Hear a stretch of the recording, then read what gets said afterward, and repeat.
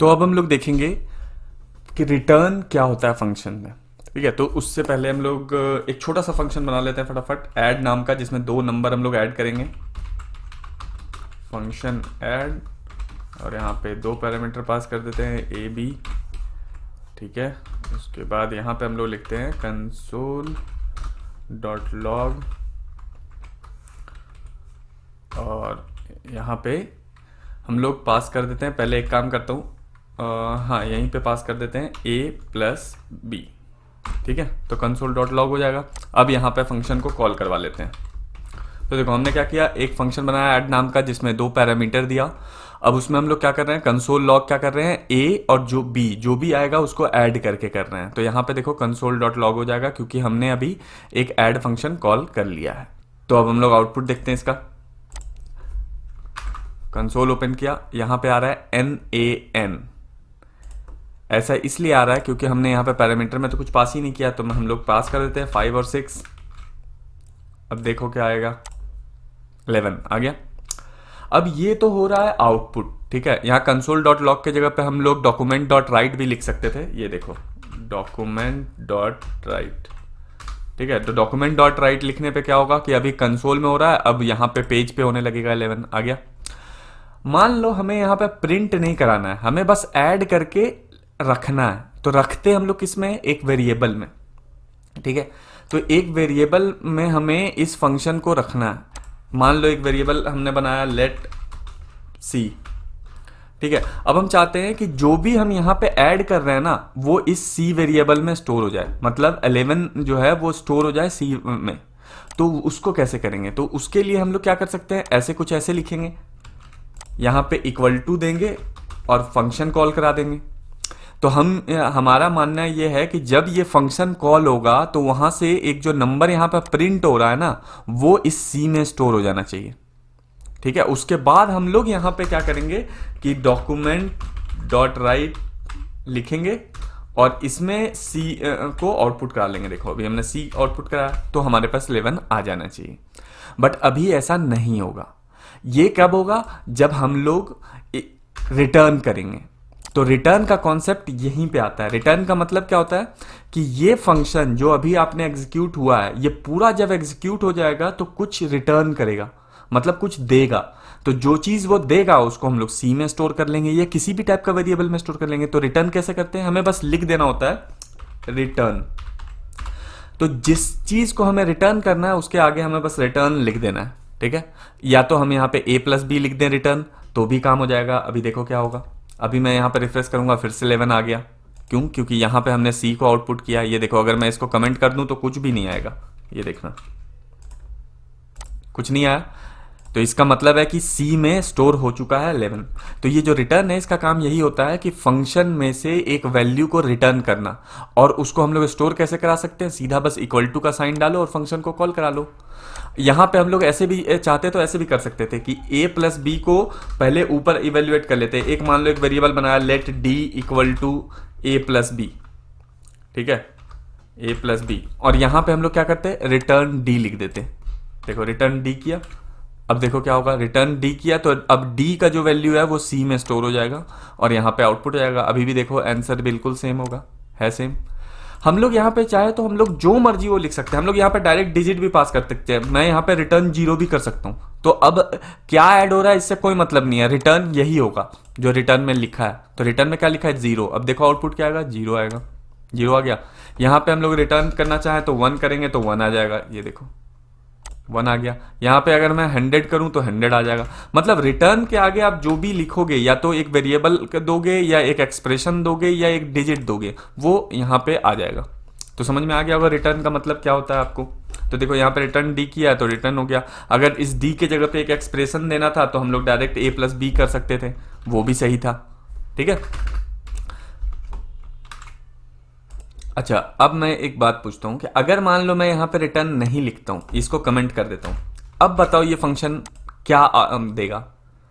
आपको लग रहा होगा कुछ भी रिटर्न नहीं करेगा, लेकिन नहीं, अगर आप रिटर्न स्टेटमेंट यूज नहीं करते हो तो वो अनडिफाइंड रिटर्न करता है। देखो तो अभी हमने रिटर्न को कमेंट कर दिया, तो ये जो ऐड फंक्शन है ये क्या रिटर्न करेगा, अनडिफाइंड। वो स्टोर हो जाएगा सी में और बाद में हम आउटपुट करेंगे तो यहाँ पे क्या आएगा, अनडिफाइंड। आ गया अनडिफाइंड। तो बाय डिफॉल्ट जब आप कोई भी रिटर्न स्टेटमेंट नहीं लिखते हो तो वो क्या रिटर्न करता है, आपको अनडिफाइंड रिटर्न करता है। तो ये चीज आपको ख्याल रखना है। अच्छा, अब दूसरी चीज ये है कि क्या हम सिर्फ एक वेरिएबल आउटपुट कर सकते हैं? नहीं, आप चाहो तो यहां पे एक एरे भी आउटपुट कर सकते हो। अब मान लो इस डी में मैं एक एरे स्टोर करा देता हूं यहां पे, ठीक है, या डी में क्यों, यहीं पे मैं डायरेक्ट ही एक एरे चलो डी में ही स्टोर कराते हैं पहले, ठीक है, उसके बाद मैं कर देता हूं। यहाँ ए प्लस बी ना करके हम लोग क्या कर रहे हैं, एक एरे बना दे रहे हैं। एरे बनाया जिसमें 2 3 4 तीन चीज स्टोर करा दिया। अब डी में क्या रिटर्न हो रहा है हमारे पास, एक एरे रिटर्न हो रहा है। तो देखो प्रिंट क्या होगा, एक एरे प्रिंट होगा, 2 3 4 आ गया, देख लिया आपने। तो आप यहां पे अगर मल्टीपल वैल्यू आपको आउटपुट करना है, मतलब आउटपुट सॉरी बोल दिया मैंने, आउटपुट नहीं, अगर मल्टीपल वैल्यू रिटर्न करना है तो उसको एरे में स्टोर करवाओ और उसको फिर वहां पे भेज दो, तो तुम्हें सी में एक एरे मिल जाएगा। ठीक है, तो देखा आपने किस तरीके से हम लोग एरे भी रिटर्न कर सकते हैं। अब यहां पे बात आता है कि हम लोग क्या मल्टीपल टाइम रिटर्न कर सकते हैं? तो नहीं, मल्टीपल बार आप रिटर्न लिख सकते हो लेकिन रिटर्न नहीं कर सकते हो। अगर मैं यहां पे ऊपर और रिटर्न लिख दूं, रिटर्न, ठीक है, रिटर्न 0 कर दूं, तो अभी क्या होगा? ये प्रोग्राम क्या गलत है? नहीं, गलत तो नहीं है, लेकिन आपको कोई एरर नहीं देगा। लेकिन जैसे ही आपको पहला रिटर्न मिलता है वहीं पे प्रोग्राम एग्जीक्यूट होना बंद हो जाता है, आप दोबारा नीचे नहीं जाओगे। जहां पे इसको जो फंक्शन है ना, जो कोई भी फंक्शन है, अगर उसको जहां पे पहला रिटर्न मिलता है वहीं पे वो एग्जीक्यूशन खत्म करके सीधा 5 वाले लाइन पे आ जाएगा, मतलब एंड कर देगा, उसके नीचे कुछ भी एग्जीक्यूट नहीं होगा। तो अगर इसको ये रिटर्न मिल गया तो ये वाला रिटर्न नहीं आएगा। देखो अभी क्या होगा, अब 0 रिटर्न हो जाएगा, देखो 0 हो गया। तो एक चीज आपको याद रखना है कि अगर आप मल्टीपल रिटर्न यूज कर रहे हो तो एक बार चेक कर लेना कि किस कंडीशन में पहला मिल रहा है। अगर उसको पहला रिटर्न पहले ही मिल गया तो उसके नीचे का कोड एग्जीक्यूट नहीं होगा। अब आप बोलोगे कि ऐसा करेंगे क्यों, तो उसका भी एक एग्जांपल दे देता हूं, मल्टीपल रिटर्न कब यूज करते हैं। मान लो मैं आपको कंपेयर करने के लिए दे रहा हूं, ये ऐड फंक्शन, यहां से एक सेकेंड रुको, ये जो ऐड फंक्शन है इसको हम लोग कर देते हैं चेंज, इसको कर देते हैं कंपेयर। यहां पे हम लोग कंपेयर करेंगे कि दो वैल्यू क्या है, इक्वल है या नहीं है। ठीक है, तो ये हम लोग यहाँ पे चेक करने वाले हैं। तो इस जो ऐड है इसको कंपेयर कर देता हूं मैं, कंपेयर, ठीक है, 5 और 6 पास किया गया। अब देखो, अब यहाँ पे हम लोग कंपेयर का वैल्यू लिखते हैं, तो हम लोग यहाँ पे सीधा क्या लिखेंगे, इफ एल्स का कंडीशन यूज करेंगे। If A is greater than B, तो हम लोग यहाँ पे क्या रिटर्न करेंगे, अगर ए बी से बड़ा है तो हम लोग यहाँ पे रिटर्न कर देते हैं 1, रिटर्न 1, ठीक है। और अगर ये वो है एक काम करते हैं, एल्स इफ यूज कर लेते हैं। एल्स इफ अगर बी बड़ा है, if b is greater than a, तो हम लोग क्या करते हैं, -1 रिटर्न कर देते हैं, ठीक है, रिटर्न -1।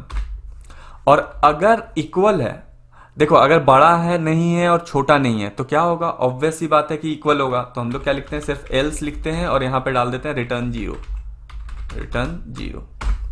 तो इसका मतलब क्या है कि अगर a बड़ा है तो 1 रिटर्न होगा, b बड़ा है तो -1 रिटर्न होगा, और अगर दोनों बराबर है तो क्या 0 रिटर्न होगा।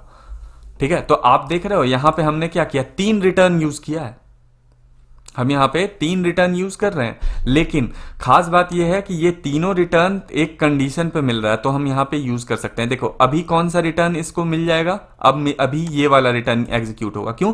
क्योंकि इफ कंडीशन फॉल्स हो जाएगा तो वो यहाँ पे आ जाएगा, और यहाँ पे आएगा, ये ट्रू हो जाएगा, तो यहाँ पे आके उसके नीचे वाला कोड को एग्जीक्यूट नहीं करेगा। अभी देखो क्या होगा, -1 आ गया। अब मैं क्या करता हूं कि यहां पे 7 पास कर देता हूं, तो अब क्या होगा, अब ये वाला रिटर्न काम करेगा और उसके नीचे का कुछ भी एग्जीक्यूट नहीं होगा। ये देखो 1 रिटर्न हो जाएगा, 1 हो गया। अगर मैं दोनों को 6 6 कर देता हूं तो क्या होगा, ये फॉल्स हुआ, ये वाला रिटर्न पे नहीं आया, ये फॉल्स हुआ, ये वाला रिटर्न पे नहीं आया, तो ये वाला ट्रू है, तो ऑब्वियस सी बात है कि इस पे आ जाएगा। तो अभी क्या रिटर्न होगा, 0 होगा। तो इस तरीके से हम लोग कंपेयर करने का फंक्शन जब बनाते हैं तो मल्टीपल टाइम रिटर्न को यूज तो जरूर करते हैं, बट याद रखना कि जब जैसे ही पहला रिटर्न मिलेगा उसके आगे कोई भी चीज एग्जीक्यूट नहीं होगा फंक्शन के अंदर। प्रोग्राम में तो होगा लेकिन फंक्शन के अंदर एग्जीक्यूशन बंद हो जाएगा जैसे ही रिटर्न आपको मिलता है।